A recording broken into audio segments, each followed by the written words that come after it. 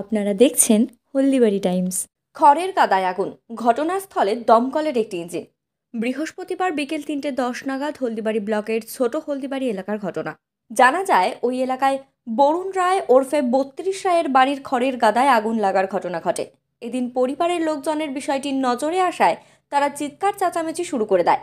তাদের চিৎকার শুনে স্থানীয়রা এসে আগুন নেভানোর কাজে হাত লাগায়।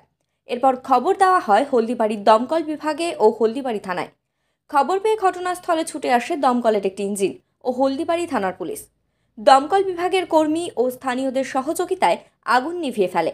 ঘটনায় অধিকাংশ খড় পুড়ে যায়।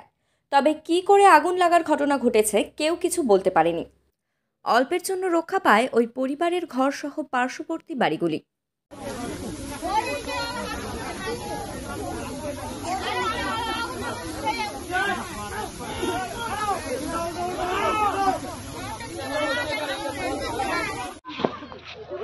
আগুন কি করে লাগছে তো বলা মুশকিল।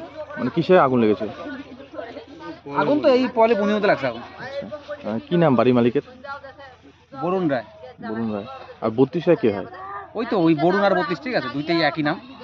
এটা বক্সিগঞ্জ এলাকা, ছোট হলদিবাড়ি। আচ্ছা, আগুন নিয়ন্ত্রণে আসছে? হ্যাঁ হ্যাঁ আচ্ছা, হ্যাঁ, খড় তো প্রায় বেশিরভাগই ফুটে গেছে। ঠিক আছে। অগ্নিকাণ্ড পরে পুঁজিতে। এটা কার বাড়ির খড়ের গাদা? এটা 32 রায়ের বাড়ি। আচ্ছা, কিভাবে আগুনটা লাগলো? সঠিকটা বলতে পারছি না। ঘটনাস্থলে কি দমকলের কর্মীরা আসছে? আর হলদিবাড়ি থানা পুলিশ আসে? বর্তমানে কি আগুন নিয়ন্ত্রণ আসছে? নিয়ন্ত্রণ।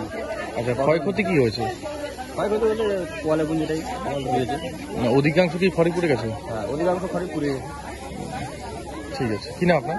শশী গোস্বামী।